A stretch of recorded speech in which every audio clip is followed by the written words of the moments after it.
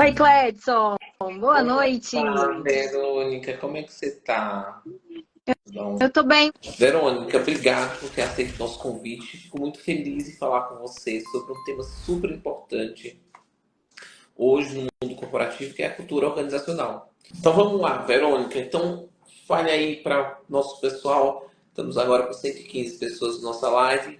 Fale um pouquinho de você. Fala a tua trajetória Sobre aí. Tá. Bom, boa noite a todos, né? Estou muito feliz em ver umas carinhas aqui. Estou até ficando envergonhada, mas estou muito feliz pela participação de vocês. Bom, eu entrei no RH com 14 anos como aprendiz, na área de departamento pessoal, e fui buscando me desenvolver e fui me apaixonando pelo mundo do desenvolvimento organizacional como um todo. Em 2018, eu tive acesso a um autor chamado Richard Barrett, onde ele falava sobre organizações dirigidas por valores e como a gente mudava uma cultura com base em valores e comportamentos das pessoas, né? Porque cultura também está muito vinculada à gestão de pessoas. E aí eu comprei o livro, era um livro muito bom, muito técnico, mas eu achei melhor pagar o curso. E aí eu fui fazer o curso e me apaixonei, né, nessa dimensão do que é cultura, tá? Então, fiz algumas especializações, alguma delas, inclusive, com você. Acho que autodesenvolvimento, liderança e gestão de pessoas faz, sim, uma cultura forte, uma cultura como um pilar. Então, tudo nesse mundo fez com que eu me apaixonasse muito pela questão da cultura organizacional. Que bacana. Agora, falar em cultura organizacional, o que é cultura organizacional, Verônica, e como ela se diferencia no clima organizacional? Ó, é, a cultura, ela é muito fácil de ser falada, é muito difícil de ser vivida. E ela vai mudar de perspectiva para perspectiva. Então, por exemplo, uma indústria familiar, ela vai ter uma característica muito forte de uma cultura familiar. Uma indústria multinacional, ela vai ter um outro viés cultural. Mas a diferença entre cultura e clima, cultura, ela é basicamente, né, os propósito, valores, princípios que são inegociáveis. É muito difícil ela ser moldada ou mudada, isso é mais moroso, leva um pouco mais de tempo. E o clima, ele é mais volátil, né? Ele é impactado por problemas internos ou problemas externos. Qualquer coisa muda o clima. Então, acontece uma coisa muito boa, você bate um recorde ali, fica um clima maravilhoso na empresa. Aí acontece um problema, uma crise, uma devolução grande, algum problema, vira um outro nível de clima ali. Então, ele é mais volátil e ele é muito afetado por fatores internos e externos, né? Mas também é muito mais fácil de você contornar e voltar a viver um clima melhor. Eu falo que é mais fácil a gente entender que é cultura, o que é clima, quando você não está numa mesa, numa sala de reunião. Vai num cafezinho, quando as pessoas estão ali comentando, que você vai saber qual que é o clima da empresa. E a cultura é uma coisa que é mais duradoura, ela é mais morosa para se trocar. Não sei se eu consegui me fazer entender, Cledson, o que você acha? Sim, perfeitamente. E me diga uma coisa: qual é a importância da cultura organizacional para o sucesso de uma empresa? Ele é crucial, né? Já diria lá o Peter Drucker lá que a cultura devora a estratégia no café da manhã, né? Então eu acho que a cultura ela vai sempre definir o sucesso ou o fracasso de uma organização. Não tem jeito. Mas para isso é importante saber quais são os pilares que fomentam a sua cultura. Porque a partir do momento que a gente tira esse pilar, a gente perde a essência e a cultura da organização. Ô, Verônica, às vezes a gente fala em empresas, você acabou de falar assim, tem empresas familiares que têm uma cultura. E com essa que toda empresa tem sua cultura, né? Mas empresas familiares têm a cultura familiar, ela vai encarregada da cultura familiar daquela organização. Eu queria te perguntar uma coisa.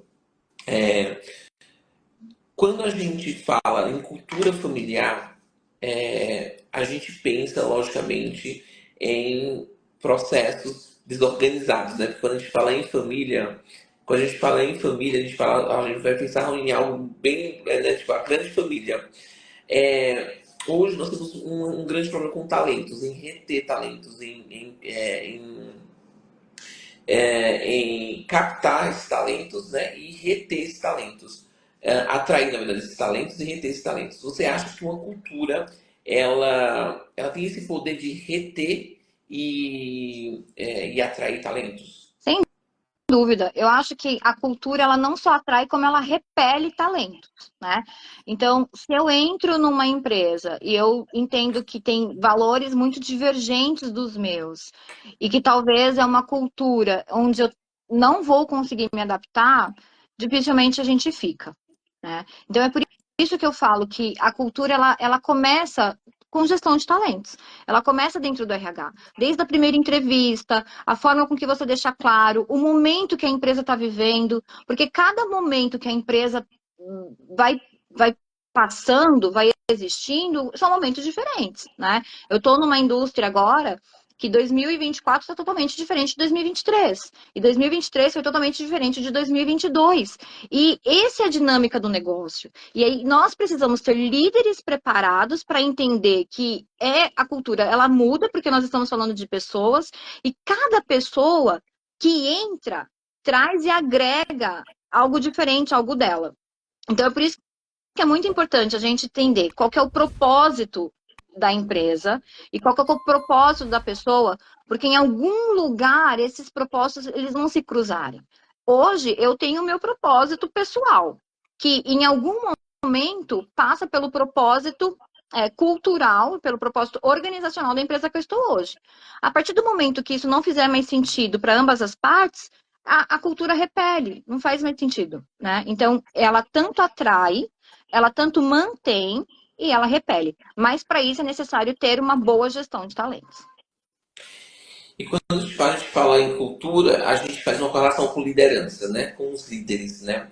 Qual é a influência que um líder tem em uma cultura organizacional? É, hoje muitos dizem que os colaboradores eles não pedem demissão por conta da empresa, né? E sim por conta dos líderes. A liderança, ela tem, e aí tem níveis de liderança, né? Que a gente também precisa definir esses critérios. Mas vamos falar da alta liderança, que é o que inspira, que é o que vai fazer com que esses comportamentos sejam replicados. Porque, né, o que é cultura, na verdade? Cultura é um conjunto de comportamentos e habilidades que elas vão se fazendo e reforçando ao longo dos anos e que se funde de uma forma que a gente não sabe mais onde começa e onde termina. A gente simplesmente fala, isso é cultural. É cultural de tal lugar. A cultura aqui é assim ou é assado. Porque é isso, são comportamentos que a gente sempre viveu e que nós não sabemos mais tipo, de onde começou e onde vai terminar. Então, a liderança, vamos falar da alta liderança, ela tem esse papel fundamental de fomentar a cultura. E como é que ela fomenta? Congruente com seus comportamentos. Então, não adianta eu falar que nós temos uma cultura de respeito e colocar lá na parede, lá na missão, visão e valores, Nossos valores. respeito, integridade, ética, e os meus comportamentos não fizer sentido com aquilo, né? E aí eu ser um líder tóxico, eu desrespeitar, eu chutar porta, eu bater porta, não tá congruente, né? Então, você também não consegue fortalecer. Então, o papel da liderança é fundamental para disseminar uma cultura forte. Mas, para isso, eu acho que antes tem que ter quais são realmente os valores e o propósito da organização. Então, eu já entrei em empresas que a gente não sabia qual que era o objetivo, não sabia que era a cultura. E a gente simplesmente repetia o padrão dos donos. Não, é porque o dono quer assim. É porque é assado. Enfim, não existe também, né, Clédson, uma cultura certa ou errada. Existe o que funciona. Então, se a empresa chegou naquele momento daquela forma e ela não quer trocar e está funcionando daquela forma, está tudo bem. É o pilar de sustentação da empresa. Se a gente tira o pilar de sustentação da empresa, a gente se perde. Eu já trabalhei em empresa também, por exemplo, que era uma dona e ela queria que só tivesse 100 funcionários. Ela não pensava em crescer. Ela queria um número de 100 funcionários porque isso impactava em uma série de outras questões. E tudo bem. Era como ela queria dirigir a empresa dela. aquilo era a cultura dela, todo mundo seguia o ritmo dela, então tinha ritos, tinha crenças, tinha credos muito bem definidos e nós vivíamos aquela cultura organizacional. E estava tudo certo. E olha só, quando a gente fala em cultura, nós vamos falar em uma cultura organização forte. Para que as empresas tenham uma cultura organização forte, quais são as práticas e ações que elas deveriam implementar em suas empresas? Bom, primeiro tem que definir pilares, né? Então, uma cultura forte, para mim, tem 3 pilares fundamentais. Primeiro, um time de gestão de pessoas que faça gestão de pessoas, com líderes, com características e comportamentos, e principal deles, humildade e simplicidade. É muito difícil você conviver numa cultura onde o ego e a vaidade impera, não vai para frente. Essa fogueira da vaidade, ela queima pontes, ela queima acessos e isso é muito ruim. Líderes com coração ensináveis, líderes com humildade, que estão sempre dispostos a aprender, criam um clima diferenciado e fortalece uma cultura, sem dúvida nenhuma. Então, primeiro pilar, gestão de pessoas. O segundo pilar, ter processos muito bem definidos, desenhados, pessoas treinadas, uma comunicação eficaz, onde esses processos sejam disseminados da forma correta e ali depois mecanismo para fazer isso ser cumprido. Porque hoje em dia, com essa correria, essa agilidade que a gente tem, às vezes a gente deixa muita coisa passar. E aí a gente tem problemas com a comunicação, que isso prejudica a cultura, obviamente, né? Uma cultura fortalecida tem uma comunicação eficaz, né? Agora, se a gente não tem processos, eu não sei até onde eu posso ir, até onde você pode ir, e isso vai gerar uma série de conflitos que vai impactar no clima e na cultura organizacional. E por último, o ambiente, né? A gente viu uma geração de startups crescendo e trazendo mesa de ping-pong, rede, enfim, uma série de questões, mas não é sobre esse ambiente que eu estou falando. É um ambiente onde você consegue se sentir parte pertencente, um ambiente com psicologicamente saudável, um ambiente que a gente consegue engajar os colaboradores. Então, esses 3 pilares fazem com que você tenha uma cultura forte e saudável dentro de uma companhia. Olha só, que bacana a gente falar sobre isso, porque eu acho que as empresas elas precisam, as coisas mudaram, né? Os ambientes corporativos eles mudaram e mudaram bastante. Pós-pandemia, principalmente, a gente teve aí uma drástica mudança na área de gente, né? E como as empresas elas entendem desse recurso, que na verdade não é recurso, né? A gente fala recursos humanos, mas na verdade estamos falando de pessoas, né? Sim. Pessoas que sentem, que têm propósitos, pessoas que têm sonhos, pessoas que, enfim, têm emoções, que precisam literalmente se engajar naquele propósito daquela empresa. Mas, pensando em tudo isso, quais são os maiores desafios que os empresários têm hoje em criar uma cultura forte? Nossa, Clédio, você trouxe um bom ponto, que eu acho que a pandemia ela deu uma bagunçada no nosso conceito do que era cultura, né? Então, quando a gente começou a falar de ISO 9001, lá nos anos 90, era muito mais fácil estabelecer uma cultura. A gente colocava missão, visão e os nossos valores ali e pronto, estava estabelecida a cultura. E hoje, eu acho que a questão da liberdade das pessoas poderem escolher e exigirem onde elas querem trabalhar, de que forma com que elas querem trabalhar, fez com que a gente se bagunçasse um pouco como organização. Então, antigamente, as empresas elas ditavam a cultura e as regras. Hoje eu acredito que são mais as pessoas. A liberdade da escolha, a não aceitar qualquer coisa a qualquer custo. Então, a gente mudou um pouco como ser humano, né? Como humanidade mesmo, a gente mudou um pouco. E isso está fazendo com que a gente reveja os nossos valores também. O problema é que, geralmente, a liderança ou empresas familiares, elas não estão muito atentas ao que é a cultura. E a cultura é reflexo do ambiente, dos comportamentos que a gente fomenta. Então, eu entendo hoje que o principal desafio é fazer com que eles entendam para onde querem caminhar, qual é o caminho da empresa a ser seguido. Então, precisa ter um bom propósito, precisa entender que a organização está ali para servir e as pessoas também estão ali para ser servidas. Então, clientes querem ser servidos, fornecedores estão ali para servir, nós, como empresa, estamos servindo a uma sociedade. Então, esse valor do serviço, ele precisa estar em primeiro lugar, mas eles não têm essa clareza. Então, hoje a gente fala muito, né, tipo, aqui é uma cultura de comando e controle, é uma cultura de liberdade, é uma cultura flexível, uma cultura rígida, mas no final do dia, ninguém para entender qual é o conceito por trás disso. Então, eu acho que o maior desafio hoje é a gente entender onde a gente quer chegar, de que forma que a gente quer chegar. E aí as pessoas, por conta do politicamente correto, têm medo de assumir que elas às vezes querem uma empresa de comando e controle, quer ser uma empresa de burocracia, quer entender que o que vale para eles no final do dia é o lucro. E é isso. E aí a gente, para não ficar feio, vai moldando aquilo e a gente vai se perdendo e não viver a essência. Conseguiu me entender? Fez sentido para você? Perfeito, faz muito sentido, Verônica. E aí, quando a gente fala em empresa, a gente quando fala de cultura organizacional, a gente está falando de gente, e a gente, quando a gente está falando de gente, tudo é muito complexo, não é verdade? Muito Mas bom.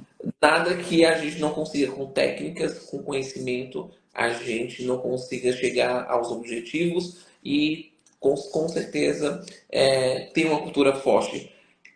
Pensando em tudo isso que eu te falei, quais dicas você daria para os empresários que estão nos assistindo,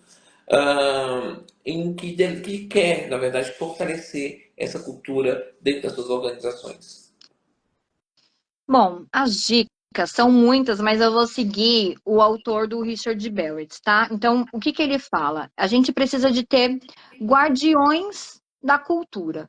Pessoas que vão estar ali zelando pelos valores, que realmente são os valores. E quando eu falo zelar pelos valores, é bem basicamente, se o meu valor é respeito e eu tô vendo quem é o desrespeito, eu não tolero. Eu ouvi não lembro onde que eu ouvi, mas uma pessoa dizia assim: a cultura ela é fomentada pelos piores comportamentos que a gente tolera. Então, quais são os piores comportamentos que nós viemos tolerando? Este é a nossa cultura. Então, mapear os piores comportamentos, a entropia cultural. Então, as pessoas que eu tenho, elas estão alinhadas com os meus valores e com a minha cultura. Se elas estão, ótimo, já é meio caminho. Se elas não estão, a gente precisa rever esse tipo de pessoa, porque senão ela vai começar a degringolar a minha cultura. E aí depois eu não vou entender para onde eu estou indo. Então, para ser mais objetiva, a dica é: mapeia realmente quais são a sua cultura e para onde a empresa está indo. Tenha guardiões de valores que vão lutar e se importar com isso. Hoje, qualquer tipo de projeto, a gente tem equipes, a gente tem ali o sponsor, a gente tem o champion, a gente tem todo mundo ali envolvido dentro do projeto. Mas para a cultura ninguém fala. Hoje a gente não tem um líder de cultura, nós não trabalhamos a cultura dentro da empresa, mas a gente sabe que tudo que acontece é cultural. Mas nós não damos a real importância que esse tema pede. Verônica, você já trabalhou em grandes empresas e pequenas empresas ou só em grandes empresas? Eu já trabalhei em grandes, médias e pequenas empresas, familiares e não familiares, onde a gente precisa trabalhar muito e onde a gente precisa ser só política, né? Então, já trabalhei em todos os cenários.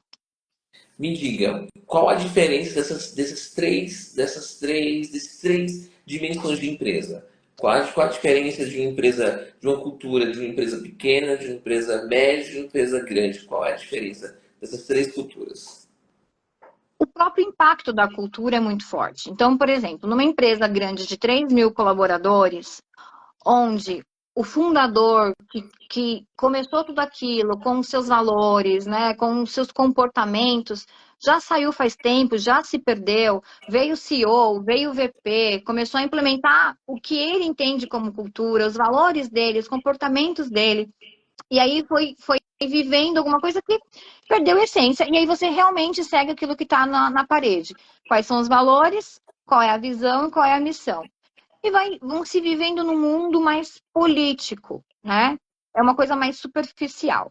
Numa empresa pequena, onde você está ali presente o tempo inteiro, onde você consegue estar acompanhando, onde a pessoa vê os seus comportamentos e analisa que os seus comportamentos estão alinhados com os seus valores, fica muito mais fácil da pessoa falar, poxa, é isso. E eu vejo por muitos testemunhos mesmo, onde a gente faz momentos com diretores, premiação por tempo de casa, onde a gente faz ali uma entrevista de diagnóstico cultural, onde eles falam, poxa, eu ver o dono pegar uma empilhadeira e fazer acontecer, tá aqui com a gente, tá no chão de fábrica, tá acompanhando.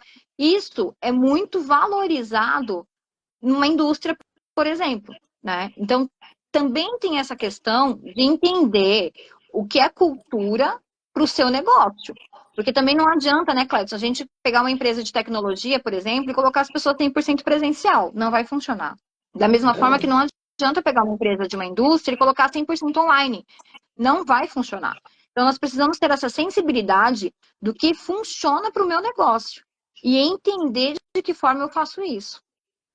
Olha só, isso é muito impactante, né? Quando a gente fala desses modelos de negócio, é verdade, né? Uma empresa de TI não vai conseguir ter pessoas que queiram ficar todo o tempo dentro da empresa, né? Agora você falou uma coisa bem interessante, né? A gente falou do trabalho híbrido, ou 100% home office. E depois da pandemia, durante a pandemia, tivemos que ficar em casa, né? Fazer home office, quem podia. Ah, como criar uma cultura de uma empresa, uma cultura forte, onde as pessoas elas trabalham de casa? Existem mecanismos, né, Clécio? Aquilo que você disse, né? Tudo que a gente tem, ferramentas e técnicas, a gente consegue implementar. Só que a distância é muito mais custoso do que você perto, né? Então, mas você vai precisar criar mecanismos de estreitar esses laços, estreitar o relacionamento. E aí são os ritos. Então, rito com time semanal, rito one-on-one individual, diário, quero dizer, né? One-on-one já é individual. One-on-one diário para que você consiga estar mais perto dessa pessoa o tempo inteiro, ter um acompanhamento e repassar ali a questão da cultura, que para mim, nesse momento, vai ficar muito vinculado à comunicação. Se tiver uma comunicação eficiente, transparente, né, não trucada, vai fomentar ali uma cultura. Mas não é fácil, né? Se a gente perto já é difícil, a distância é mais difícil ainda, porque entra uma série de outras especulações no meio da comunicação, né? Tem a questão do ruído, dos mal-entendidos, que hoje, para mim, ruído e mal-entendido é um câncer nas organizações, né? Não tem que ter ruído, tem que ter uma comunicação objetiva, transparente e clara, acabou. É uma comunicação só. Se a gente começa a fomentar ruídos, a gente se perde. E aí, no virtual, é mais difícil você combater os ruídos e as ervas daninhas do que no presencial. Legal. Mas não Olha é só, impossível, né? Não é impossível. olha só, Verônica, chegando no final da nossa live, rapidinho, obrigado por você ter vindo. Venha Imagina. mais vezes. A gente gosta muito desse tema de gestão de pessoas. Eu acho que o nosso público aqui ele é voltado para pessoas do mundo corporativo, para lideranças, para grandes lideranças. E é muito bom quando a gente traz esses temas para nossas lives, que são quintas-feiras, mas como você não podia na quinta, a gente antecipou para quarta-feira. Mas a quarta-feira está sempre livre para você falar sobre pessoas, sobre cultura, sobre organização. Muito obrigado. E aí eu deixo aí aberto para você dar o seu finalzinho aí da sua live. Imagina, Cleiton, eu que agradeço. Obrigada por ter aberto uma janela aí para mim na quarta-feira. Você sabe que eu te admiro muito como profissional, sou sua fã. A gente troca aí momentos e desafios, então a gente vem se ajudando. E é isso. Cultura, para mim, é um tema muito impactante, como eu disse, né? É muito fácil de se falar, é bonito pôr na parede, mas é difícil da gente praticar. E aí, quando a gente fala do porquê que é difícil de praticar, é porque existe a questão de querer se transformar. e as pessoas não querem fazer essa transformação. É necessário a gente se despir de muita coisa, se autoconhecer e buscar a essência. E aí, quando a gente até trouxe a questão da liderança, é muito importante ter líderes que queiram se autoconhecer, se autogerir, porque hoje o que a gente vê são pessoas que mal se conhecem e quer liderar os outros, né? E isso também impacta na cultura. Então, obrigada pelo espaço. Eu estou sempre disponível. Conta comigo, porque eu sempre conto com você. Obrigada de verdade. Parabéns pelo Maravilha. trabalho. Obrigado, ó. Quero mandar um beijo aqui para Keila, que está sempre com a gente, a Andréia, que entrou, a Paloma. Meninas, muito obrigado pela audiência. Verônica, muito obrigado, um grande beijo e até a próxima. Tchau! Beijo, tchau, tchau.